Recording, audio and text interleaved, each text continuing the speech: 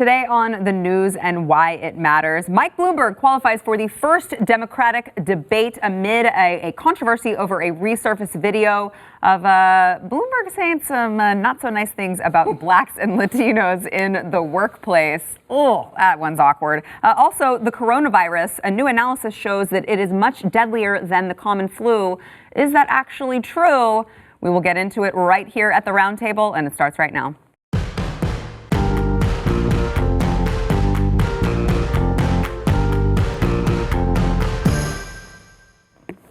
Welcome to the news and why it matters. I am Sarah Gonzalez, joined today by the one and only Glenn Beck himself. Thank you for being here. Thank you. Chad Prather. I am glad to be joined with you. Are you? Yes. Thank you. Chad Prather, host of the Chad Prather Show. Weird. Yes. You're a weirdo. Right? It's very forced. Also, the Blaze.com's own Giancarlo Sopo. Except he's not Italian. No, he's not Italian. He's not Italian, but I gotta say it like this. According to 23andMe, I'm much more Italian than Elizabeth Warren is Native American. So yeah, I mean that's basically maybe I am. everyone other than This is serious. I am more Native American than Elizabeth Warren. So There's that. Yeah. So Mike Bloomberg has qualified for the his first Democratic debate amid a wave of controversy surrounding a resurfaced video. And it's not just this one, though. This one that we're about to play is from a 2011 interview that he had. But I mean, there were the 2015 comments on stop and frisk. There were the comments on farmers that, Glenn, I heard you talk about on radio this morning. Insulting. I mean, it's just one after the other after the other. But here is Mike Bloomberg talking about Black and Latino males and how apparently they just have no clue how to behave in the workplace. Watch. Enormous cohort of Black and Latino males aged, let's say, 16 to 25 that don't have jobs, don't have any prospects, don't know how to find jobs, don't know what their skill sets are, don't know how to behave in the workplace where they have to work collaboratively. No whites like that. No. Not a single white man can be found like that. I just want to thank you guys for teaching us uncivilized animals. How to be human beings. Yeah. Chad, that's more you this time. Well, it is. I mean, look, I'm glad that I can be a civilized white man. Yeah. I really am. I know how to act in the workplace most of the time. I know how to get a job. I mean, what's wrong with what Bloomberg said? Of course he's accurate. He's 100% right. You know? I mean, that's what we all think, right? No. See, it's cringe when I say it. Yeah. It's cringe, but when he says it, let's get him on the debate stage. Yeah. Let's have this conversation. Let's have this talk. I didn't think it was possible. But if Democrats were looking for someone to win in November, if the contest is the most unlikable man in America, it's hard. Donald Trump, a lot of people think he's very unlikable. Mm-hmm. He wins. Bloomberg wins that contest. He is so unbelievably unlikable. There's at least a charm to Donald Trump. There's like he enjoys ribbing people and calling him short. Yeah, he's funny. There's a little bit, when he's not serious, there's a little bit of joy in it, and it's fun. This guy, he's just a dictator in the making. Really, Giancarlo, what are your thoughts? Don't let them white-splain it to you. Okay, I'm just glad you guys keep me around here still. Because apparently I don't know how to behave in the workplace. He didn't. I saw him crapping in the lobby about 20 minutes ago. You're welcome. Yeah. You're welcome. So, he at least said you should wipe. You mean it's not supposed to go there? So, Glenn, you talked about Bloomberg being so unlikable, and I mean, I completely agree with you. How is it, though, that in this last poll that qualified him for the Democratic debate, he got 19% nationally? Easy. This is so easy. So easy. The Democrats are like women trying on shoes. Okay? They have this shoe that I don't think exists, that looks the way they want it, and doesn't hurt the minute you put them on. And so they go to the shoe store and you try on every freaking pair of shoes. And they like them. I want to walk around. And then they walk around in them for a while and then, these hurt. Of course they do. They're lady shoes. They're all going to hurt you, okay? And they continue to look and continue to look. At the end, you walk away without a box of shoes because they didn't have what I was looking for. They don't make what you're looking for, okay? That's the same. The shoes are the Democrats, all of the candidates, and they keep trying them on. I got news for you, America. The Democrats don't make something that won't hurt your feet, okay? It's all going to hurt every time. So he is right now doing 19% because he's the mythical unicorn. He's the shoe that doesn't hurt but looks good in an ad. Once you cozy up to any of these guys, you realize, oh, I don't like these people. Yeah. Yeah, they keep looking for the glass slipper and they keep trying it on all the ugly stepsisters in this situation. Or I like that analogy, and it's a very good one. Or Giancarlo, when he acts like a primate and throws the crap against the wall, so it will stick. Right. That's exactly what's going on because they're saying, well, the big issue is that the Democrats don't know what shoe size they wear. They don't know the size of their foot. Is it a black foot? Is it a transgender foot? Is it a climate change foot? Is it an abortion foot? I mean, what do we want to wear? Well, they change all the time. You know, it's diversity, and then it wasn't diversity, and it was female, and it's not female. What do we want? We don't know. Yeah, I think Bloomberg's like benefiting from like this process of elimination, where Joe Biden is just imploding. Pete Buttigieg is irrelevant. Amy Klobuchar isn't really taking off either, so he's benefiting from this process and also just from having spent $200 million. And that's it. Yeah. Tomorrow is the first time anybody's going to... I lived in New York under Bloomberg. Okay, he's not good. He's not good. He regulated the streets. He wanted to close down, I think it was Lexington and Broadway. Now, there are only 18 streets that go across the island. So that whole width, there's only like 18 of them, and they run all the way down to the bottom of the island. He wanted to close 2 of them. One was Times Square, the busiest intersection in all of America, and he wanted to make it a walking park, a linear walking park. The people voted and went, no walking park. So what did he do? He decided he'd put concrete barriers in between the lanes, make it absolutely impossible for you to do anything you wanted to do on those streets. It was almost like revenge. It was like, oh, really, people, you don't like my idea? Let me show you what I can do. He didn't close them down. He just made them impossible to navigate. What do you make of Bernie Sanders in this same poll that Bloomberg got 19%? Bernie Sanders is, of course, leading the pack with 31%.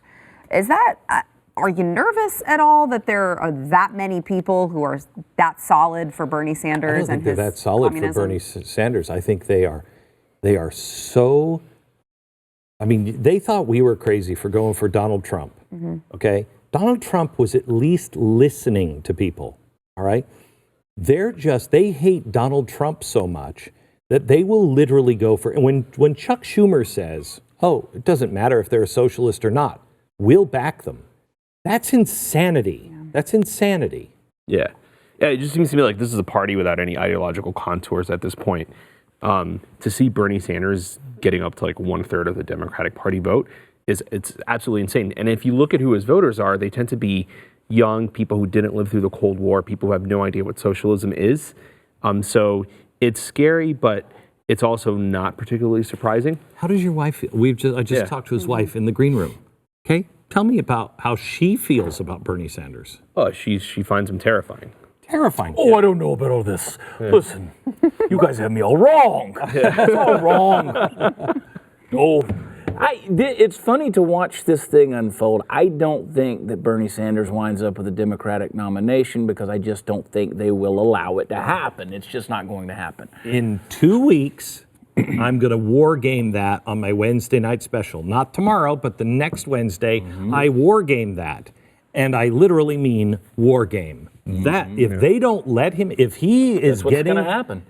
There is Milwaukee. Bye-bye. I did a show in Charlotte, North Carolina, year before last, and in a meet and greet, someone asked me the question. They said, "Do you think we're going to have a civil war?" And I said, "No, we're too lazy. We've already chosen the Kardashians and frozen foods, and maybe the battle starts at 2 p.m. and Mom can wake you up." No, Where the civil war will happen is within the Democratic Party within the left, if Bernie doesn't get that nomination after 2016. You're right. Milwaukee will burn to the ground. It'd be like Chicago in, what was it, 68? Yeah. Yeah, absolutely terrible. But you know what? Like, you've been on top of this. You've been predicting this for a while, and it's actually happening now.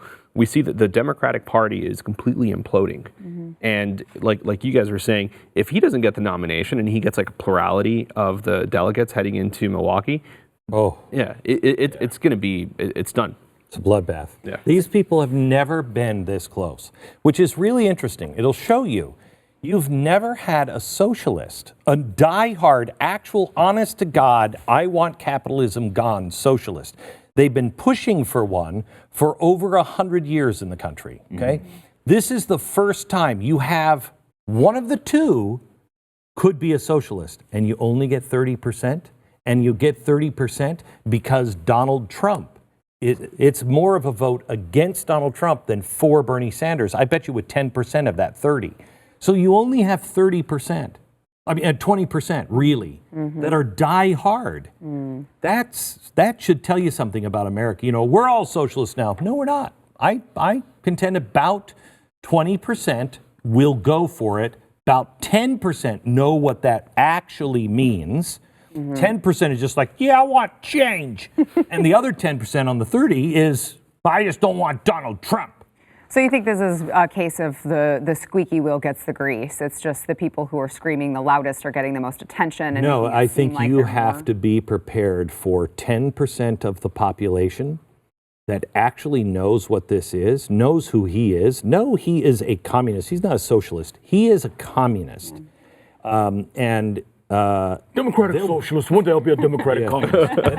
and they'll burn the place down. Yeah. They will do everything they can to burn the place down. These people are Jacobins. I mean, if you see the tweets that I was getting today. Explain Jacobin. Yeah, the people during the French Revolution who wanted, there were the radicals who burned everything to the ground, basically. Yeah. I just put out there on Twitter today, because like somebody asked me, why don't you like Bernie Sanders? And I was saying, because when my grandfather was a political prisoner, he was cheering on Fidel Castro to chop off his head. So I think that's like a pretty good reason. and I had like a Bernie bro respond to me, your grandfather got what he deserved. Wow. Yeah. So that's who these people are. And Americans are about to see firsthand what so many of us, like who our families come from Latin America, what we've understood intuitively for decades, which is that you cannot give leftists an inch of power. It's just simply not negotiable. There's no coalition with them, nothing. You guys get zero. But the Democrats are going to learn this the hard way after like fueling radicalism for years and allowing this problem to fester. Yeah.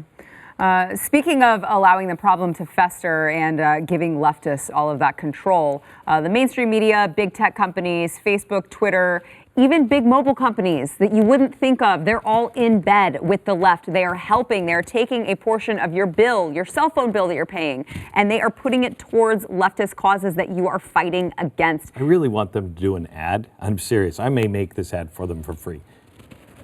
I really feel like saying to the mobile phone companies, do you hear us now? Do you hear me now? Do you hear me? I don't want any of my money going to Planned Parenthood.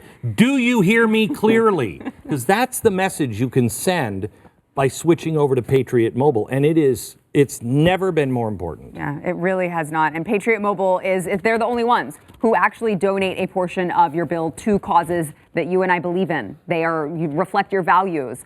They're not going to donate to Planned Parenthood and organizations that are going to take your guns. All Bill of Rights stuff. Yeah. All Bill of Rights stuff. Every American should be fine with that. And, they have the same nationwide reliable service that you would have now. The plans start at $25. They come with unlimited talk, text. You can bring your phone number over. I know it sounds scary switching cell phone carriers, but it's really not in 2020. Patriot Mobile makes it very easy. You can go to patriotmobile.com/news. If you use offer code NEWS, you will get free activation and a free gift. That's exciting. I don't even know what it is. You guys have to write in and tell us what your free gift is. I'm excited.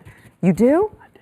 What is it? I've gotten it. I've gotten the free gift. You got the free I gift? got the free gift. What is I know what I'm not telling you. Oh, wow. Oh, I have to find out. I actually got 2 of the free gifts. Was it a hat? Yeah, well, they were in the studio. No, it wasn't. They were in the studio today, and they were talking about not only how good the coverage is now, but how it's expanding and getting even better. And I mean, it's just like, look, it's already good. We're just going to make it better as we can. Yeah. Again, patriotmobile.com/news. Offer code news. You will get free activation and a free gift that apparently Chad knows what it is, but none of us do. Thanks a lot, Chad. You can also call I always have the inside scoop. 972-PATRIOT. Back in a minute.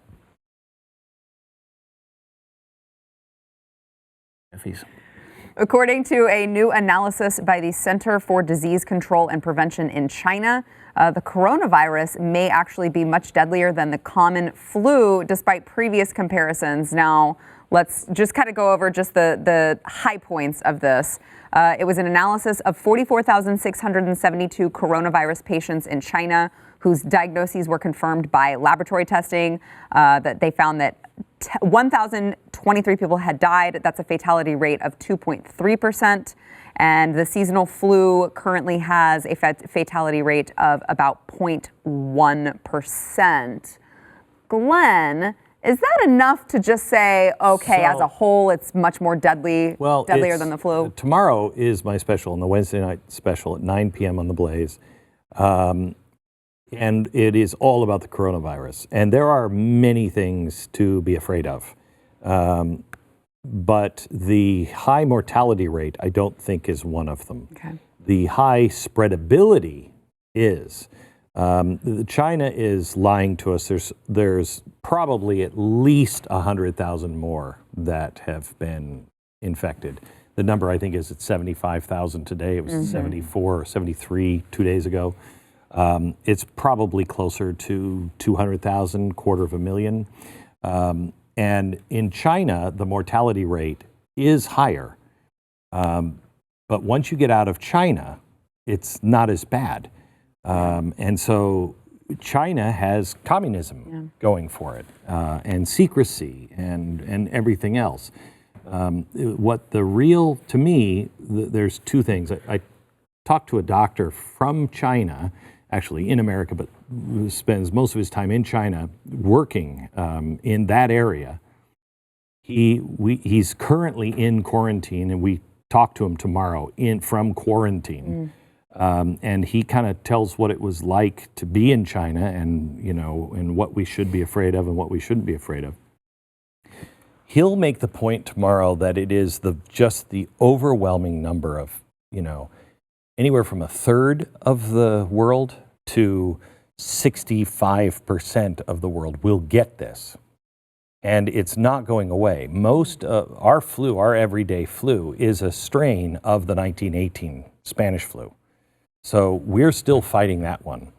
And if you have that one, and then you add another new strain of flu, you double your flu deaths in one season. And it will continue. This isn't going away.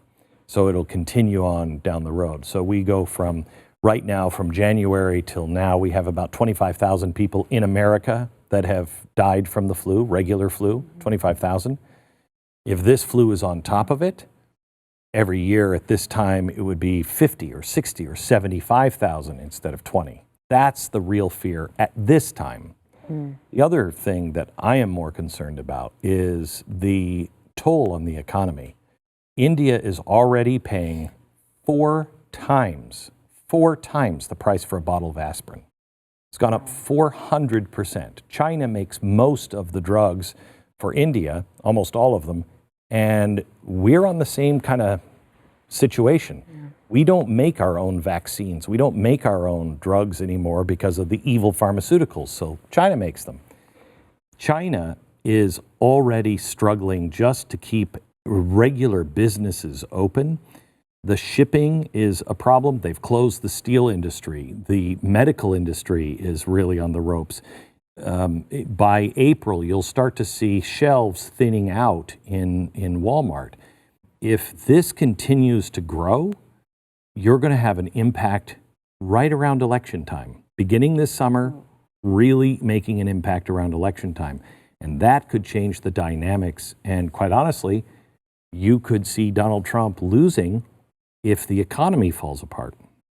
For reasons that have nothing to do with him. Wow. I mean, remember, George Bush lost, Barack Obama won in many ways because in June or July, before the election, Bear Stearns cratered. And then nobody really paid attention. And it was September, October when the market crashed. When that happened, John McCain was done. And it could happen around the same time. Of all the Glenn Becks, you really are the Glenn Beckiest. You know that? Seriously, I would say normally that I'm excited to watch a Glenn Beck special. Now I'll say I am anxious and very interested to watch it after having conversations with Jason Buttrill about what he's discovered. And I'll tell you, the thing that concerns me with this whole deal is why in the world do they bring people off of a cruise ship and you have to bring them to America because they're Americans? And you would think they would bring them they're in Asia, right? So they would bring them to Seattle or San Francisco or LA. No, they bring them to Oklahoma. Put them right in the center of the country. I mean, makes a lot of sense, right? When you're trying to talk about isolating something and it's spreading out. Now let's just put it right in the middle. You know what I really like is that we're putting these people on military bases. So who's guarding them? Our military. Right. Let's not have our military go down in a crisis. What do you say? No, yeah, that doesn't sound like anything good, Giancarlo. I just crapped my pants right now. Don't throw it on the wall. It's a sign. Again? This whole thing sounds pretty terrifying. No, it's really scary. It's also just like a reminder of like the disgusting secrecies of communism. The Soviets hid a nuclear catastrophe that could have affected the entire world. The Chinese now are hiding a deadly virus that could really hurt a lot of people.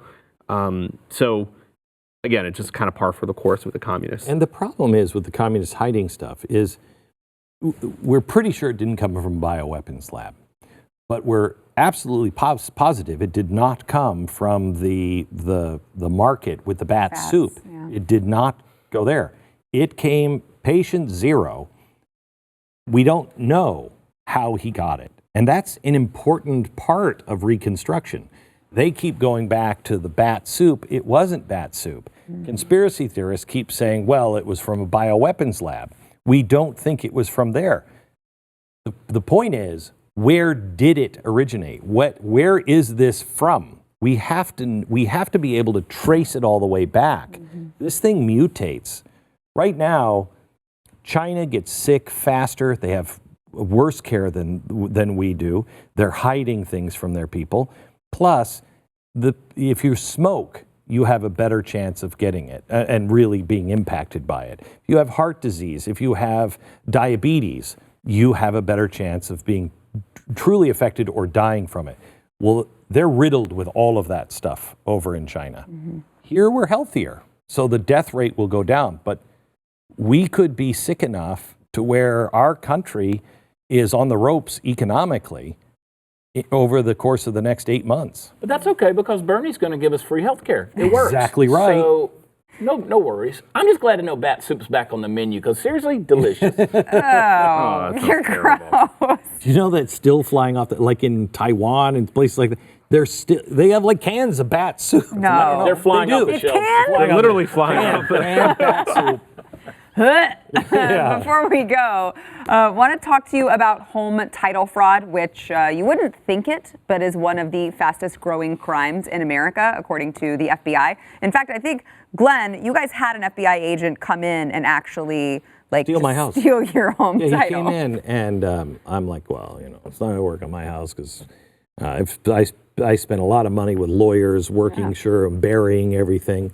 And he came in and he handed my title to me with his name on it. And only thing that had to be done was for him to sign it, for it to be legal. And I said, how did you do this? He said, actually, all the stuff that you did made it easier. I'm like, what? And he's like, it breaks all of the rules. It's a disruption. And you can go in for $40 and you can file and change somebody's home title and they have absolutely no idea. That's what happens when everything is stored on the internet. No identity theft program, no bank, nothing protects you except Home Title Lock. Now, you got to see if you're already a victim, and you can do that by going to HomeTitleLock.com. We've got you 60 risk-free days of protection. You go, you enter in your address, you see if you've already been a victim. Again, you're not going to know it unless you go to HomeTitleLock.com. That is HomeTitleLock.com. Don't let your equity get destroyed in your house. HomeTitleLock.com. Very good friend of Glenn Beck, George Soros, actually stepped up his campaign Tuesday to thwart what he says is Facebook CEO Mark Zuckerberg's attempt to help President Donald Trump win re-election in 2020, which is laughable to me. He wrote in a letter to the editor at the Financial Times that both Zuckerberg and COO Sheryl Sandberg of Facebook are pushing for governmental regulation to distract from their supposed working relationship with President Trump. He said Mr. Zuckerberg appears to be engaged in some kind of mutual assistance arrangement with Donald Trump that will help get him reelected. I repeat my proposal. Zuckerberg and Sandberg should be removed from control of Facebook. And then he put in parentheses, it goes without saying that I support government regulation of social media platforms. Of course, Facebook responded and said, while we respect Mr. Soros' right to voice his opinion, he's wrong. The notion that crazy old dangerous man. Yeah, emphasis on the dangerous. The notion that we are aligned with any one political figure or party runs counter to our values and the facts. Here's what they really care about: regulation. They want regulation, and they're coming and saying, "Please regulate us, please regulate us," because when somebody says that to you, you immediately look back at them and go, well, where should we start? What should we do? Who can be the social expert? And they will be the expert, and they will make sure no one ever competes with them. That's why we don't make the Auburn, one of the greatest cars ever in America. We don't make it anymore. It was greater than the Rolls Royce at about half the price in the 1930s. And then the automotive makers, the big three, went to FDR and said, please regulate us. Tell us how we can help you. Well, how should I regulate you? And it put all of those car makers out, all of them. That's exactly why he doesn't care who the president is. He wants regulation because no one will ever challenge them again. George and Glenn have been so close that they're really starting to look like each other. We should hear our pillow talk. Yes, I know. It's fantastic. I want to say something that I don't think a lot of people realize that are out there. So you look at it, and I get accused, you get accused. I see the comments out there where people say, well, oh, yeah, y'all are just making a lot of money because Trump is in office through social media and all these things that you're using. You know, Trump's just making you guys. And I'm like, I wish that were true. But here's the thing. We would be better off if Hillary Clinton had gotten elected, because then we wouldn't have had the Cambridge Analytica. We wouldn't have had all of the collusion talk. We wouldn't have had all of the crackdown on everything that's political on social media. Before Trump became president, the reins were off. I could put posts out there, videos out there, boom, 30 million, 40 million. The thing's growing. Not anymore. You don't have that happen anymore. So this idea that, you know, Trump is making everything easier for all of us on the right side of that table is just absolutely, Talk to farmers ludicrous. about that. Yeah. I also think it's hilarious because I saw a bunch of people on Twitter calling Facebook an anti-Semitic company. I was like, Zuckerberg and Sandberg. So no, I think, Glenn, you're exactly right. This is ultimately about regulation. Facebook really wants to be regulated, especially with some of the regulations it faces in Europe. So they want some of the same treatment here. George Soros, obviously, is just trying to skew the political landscape in his favor. They already control all the media. They control the big networks. And what they're trying to do is shift all conservative opinion outside of the Overton window. It doesn't matter how mainstream you are.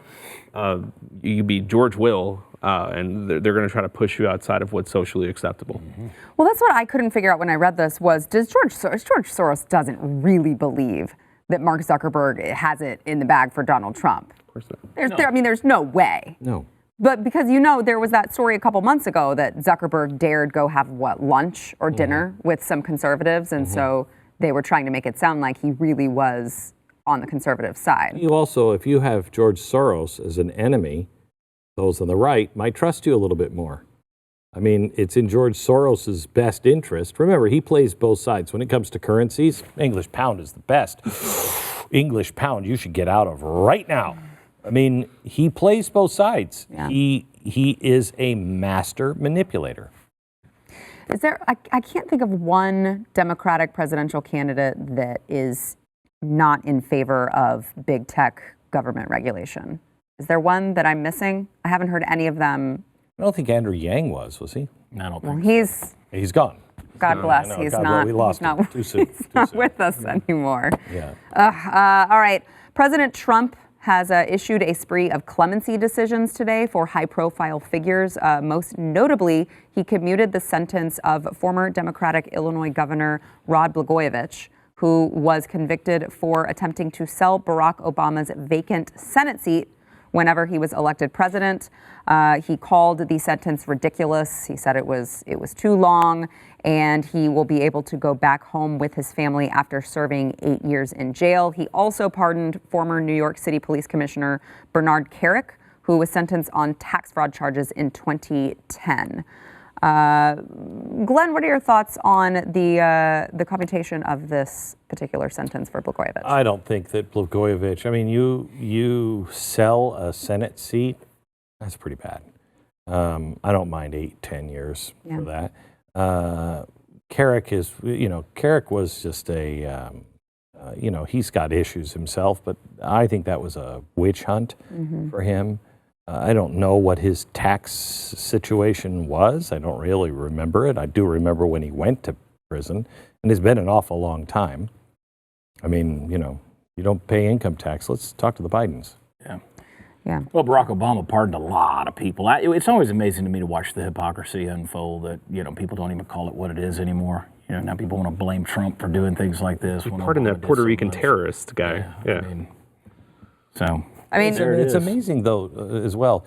Remember, this used to be saved for the last day in office. Yeah. True. You didn't do it because it was kind of shameful. It was clearly a friend of a friend of a friend, Now, Trump has been different with some of these, but Blagojevich? Bernard Kerik? Really? I mean, those are clearly you're connected to somebody. Yeah, well, and then it makes me wonder if he's just trying to curry favor with the Democrats because he's like, hey, I'm releasing your guy. See, I'm not just for the Republicans. I don't think he's stupid. All right. I think he knows. He knows what he's doing. He knows it goes who he's deeper than that. With, yeah. Yeah, I mean, I think, look, as a matter of fairness, Rod Blagojevich served 8 years in prison. I think that's a considerable amount of time. He's commuting a sentence, it's not pardoning him. Right. So I personally don't have an issue with it. I don't think it's, the guy was going to sit like 20 years in the slammer while Hunter Biden's jet setting around the world and Rodeo Drive and whatever else he's doing with strippers. So he's doing something with the strippers. Yeah. So I think as a matter of like public corruption, he served his time. It's 8 years is a long sentence. All right, back in a minute. I don't know. I don't mind these guys. Yeah. I've missed Rod Blagojevich.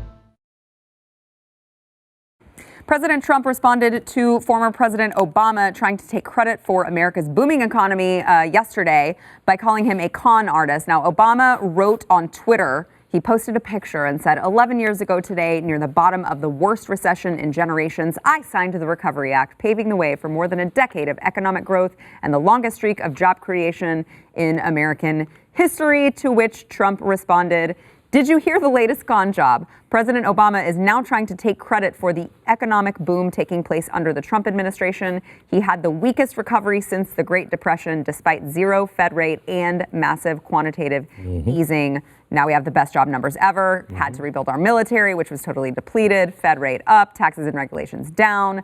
The best is yet to come. Keep America great. Glenn, I think Trump's right in this one. Obama is totally trying to take credit for what he did. He tried to pass the blame onto George Bush for 8 years. Those of us who were in the media at the time were often perplexed on jobs saved. Because remember, it wasn't just jobs created; it was jobs created and saved. Yeah. How do you figure that one out? So he did massive regulation, which hurts the economy. Donald Trump did massive regulation cuts. He was constantly talking about higher taxes. You have lower taxes. I mean, the formula is really easy. Only a Marxist professor or one that ran for president of the United States and sat in the office would be so foolish to say that this is his economy. Yeah, I mean, don't you know that if you just sign a piece of paper that it creates massive companies like Uber and Facebook and Amazon and all that? You just sign a piece of paper. That's all you got to do. Especially if you believe you didn't build this. Right. Right. You didn't build this. And so when you say, well, has he got a magic wand? How's he going to create all this stuff? No, you said it couldn't be done. You said it couldn't be done. Those days are not coming back. Remember Exactly. that? That's exactly right. And now you're going to take credit for what you said was impossible?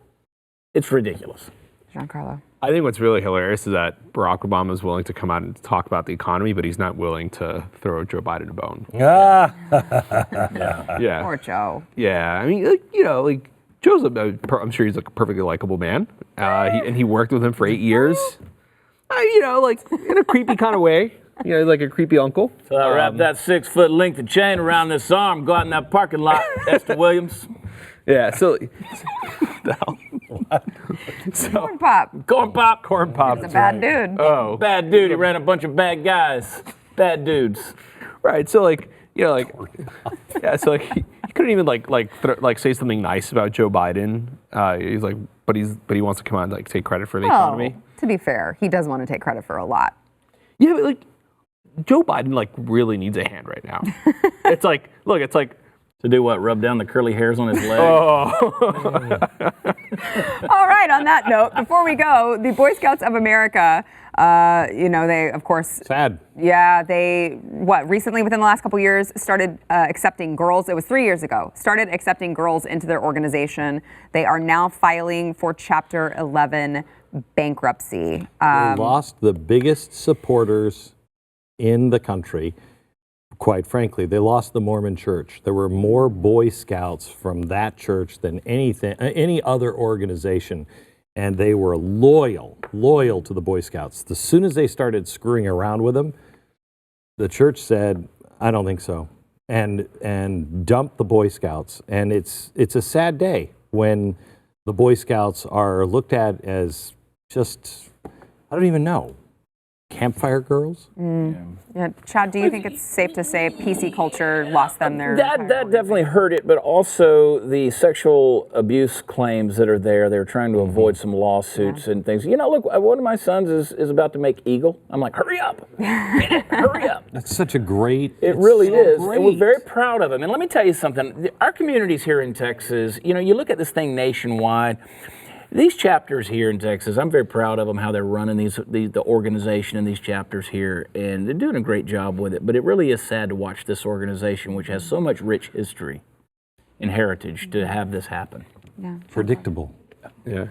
I didn't want to be a Boy Scout when I was a kid because Miami, they take you out to the Everglades to get eaten by alligators. So Whoa. Yeah, so I passed on the Boy Scouts as a kid, but I've been reading this book by Yuval Levin on the collapse of American institutions, and this is a really important American institution. Part of the reason why it's collapsing is because the leaders didn't understood what the institution stood for, and they used it as a platform for social justice virtue signaling. Yes. And that's what you have. So people lose trust in these institutions, and now you have the Boy Scouts of one of the most important American institutions, especially for young boys and young men, just filing Chapter 11. Let me tell you something. You could take this all the way back to the beginning of this episode, where we talked about what's going to happen when Bernie Sanders doesn't get this nomination, when he gets that support. Let me tell you, you're going to see that House of Cards, the House of Cards is going to fall. That's what's going to happen, because it's the same thing that happens with institutions. If you don't run them right, that bad logic, that fallacy is going to eventually reveal itself. Well, Giancarlo, you touched on this, but it's so important for our young boys to have an organization to turn to. And I look at my son, he's going to be 8 this year, and I'm like, Are there going to be any organizations left that he can join? How do we teach them these things?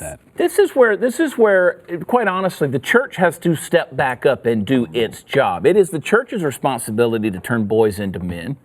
You make an excellent point about the Mormon church and the support that they had right there. We changed. We created our own thing.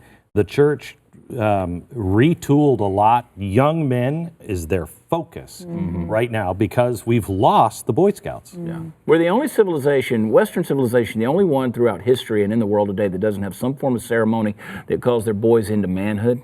That is a problem. That is a problem. We don't have a ceremony where we formally say you are now a part of the council. You're part of the tribe. You're an adult. We respect you as a man. But when you have a war on masculinity the way that you do, how can you even come out in this PC culture and say that's okay? People are scared to do it. It is up to the church, which is supposed to face persecution anyway, to step up and say this is what matters. Masculinity and true manhood matter. All right, back in a minute. You know, do you see that deal with a woman in Tennessee that was part of the pro-choice or pro-life group? Hey, yesterday's poll, which 2020 Democrat would be easiest for President Trump to beat? Bernie won this one. I want to get your thoughts. Bernie won this one, but only by a very slight margin, 37%, followed closely by Joe Biden at 35%, Buttigieg at 14.5%, and Bloomberg at 13%.